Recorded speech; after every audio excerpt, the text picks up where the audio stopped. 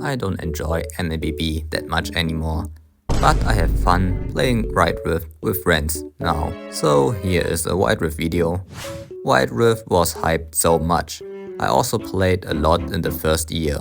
The only reason why I'm not level 300 is because it took them so long to introduce levels. And when they did, it was only max level 40, a month later till 60, and then months later they uncapped the levels. And because of other problems, so many of them, I quit eventually and came back to MLBB, like other players. Coming back to Wild Rift from time to time is a nice thing to try out new champions. Wild Rift got released in October 2020 and tournaments already started to open 1 month after release. One of the earliest participants in NA was Tribe Gaming. They are a big esport org and strongly represented in a lot of mobile MOBAs, like Vainglory, AoV, HOK, and so on. Of course, they had to start with Wild Rift 2. Other people from different MOBAs also participated, like Darkbreaker from Arena of Valor in November, with Nova Esports, the Europe version, in the Horizon League, and Hoon from MLBB with Gunas in the Runic Wars Week 2 at the end of June 2021. Those tournaments were pretty small at first, with sometimes less than $1,000 prize pool for NA. In Asia it already went pretty big, with ESL and SEA tournaments with a couple 100,000 views. The first bigger tournament in NA was organized by Twitch with the Twitch Rivals North America Showdown in April with a $25,000 prize pool, and the second one in June with a $30,000 prize pool. It was a little bit less of a true esport event, but I think it still counts. And a more competitive tournament was the Liquid Summer Showdown North America at the end of June 2021 with a $10,000 prize pool. Tribe Gaming won against Goons in the final 2-1. In August, North America got their own series, the Summoner Series 2021. It was split into 3 majors, 1, 2 and 3. Each had a $10,000 prize pool, and you had 2 chances to qualify for the NA Championship. And the winner went to the Horizon Cup 2021. There's a good amount of money to win, as bigger esport orgs participated, like Hoon, who went to Mortals, Cloud9 and Sentinels. In the Summer Series final, Tribe Gaming won against Immortals. The prize pool was $70,000, which MLBB NA players could only dream about. But there were already some smaller problems. For bigger esport org, the views weren't that high. 880 peak viewers and an average of around 600 viewers. It was also only live streamed on Twitch, and there are VODs on YouTube, but it's not an official channel, and the videos have only a couple hundred views, which is pretty low. But Tribe Gaming is now participating in the Horizon Cup with a $500,000 prize pool, and they can show the world how much potential NA has as a region.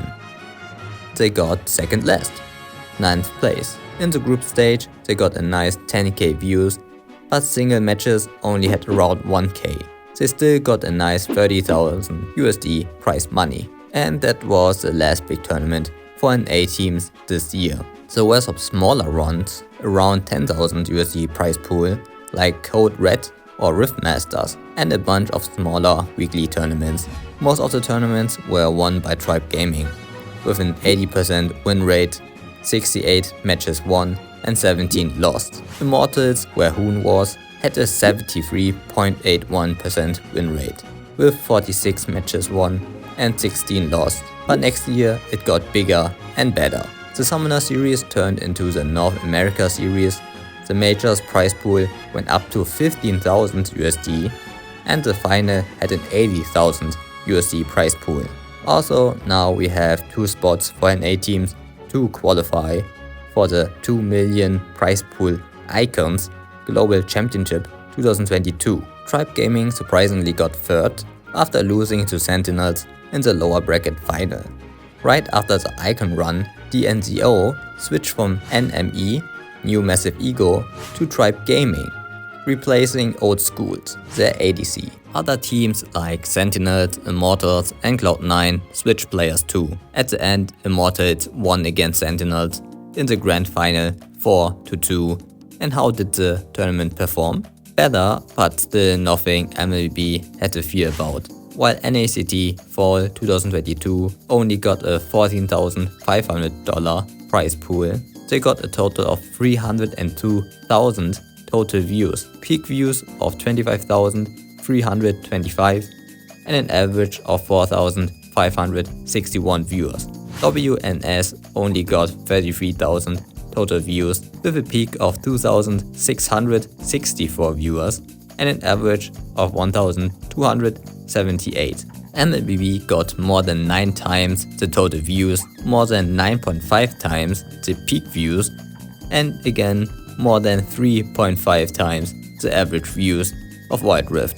People still need to consider that Wild Rift was pretty new, and if they would have improved over time, they could have been a fierce competitor for the Western mobile MOBA market. But we knew what happened to that. But still, Immortals and Sentinels went to the Icons Global Championship 2022, which started in June 14th and ended in July 19th in Singapore.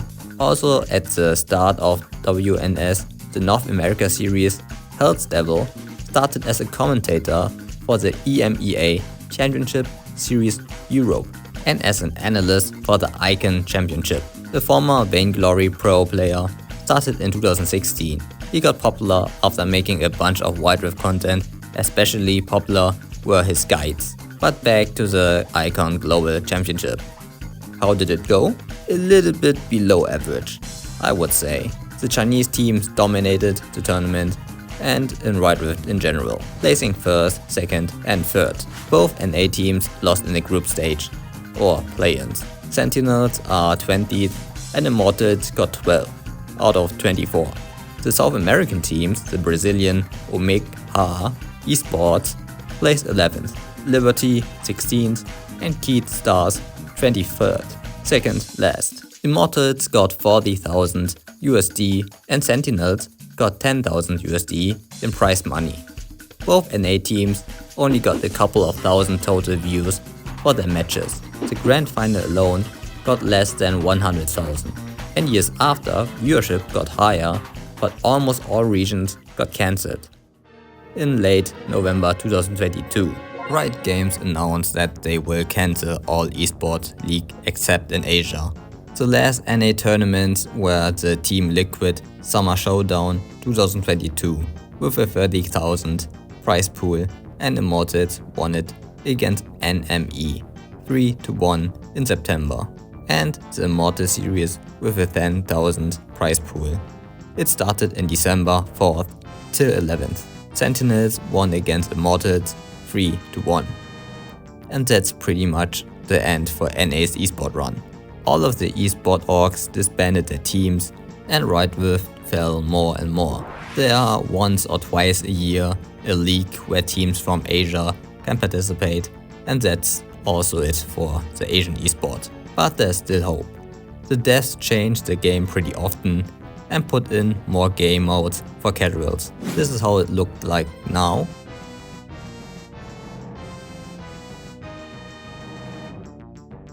And this is how it looks like at the release of the game. But they still have some questionable changes, or no changes at all. The White Circuit 2025 Rift Legends Spring Split, 3 majors and 1 showdown final, with a nice little 4,653 USD prize pool. Maybe NA will get one next year. And I think Western Esport can be revived again. We can see that random videos spike in views, showing that there is still interest. Even loyal content creators use Riot Rift content in their videos, so we have their support too. And that's it. There were and still are a lot of problems for Riot Rift as to why it fell down so much. But there was one problem I had the most struggle with while playing Wild Rift. The esports scene. I didn't even know there was one when I played for NA. And when I noticed it, the meta was pretty boring for me. In 2022, WNS Garen was the most picked champion and Darius the fourth. And the game was super basic. The dragons didn't really change the map like now. And there weren't any changes to the game. But later on, which you know was too late. Now they have so many champions and new mechanics, it would be so fun to see. Like and subscribe, and I will see you in my next video. Bye. 200 degrees, that's why they call me Mr. Fahrenheit. Supersonic man out of you. You wanna have a good time? Just give me a call. 200 degrees, that's why they call me Mr. Fahrenheit. Whoa, whoa, whoa, explode.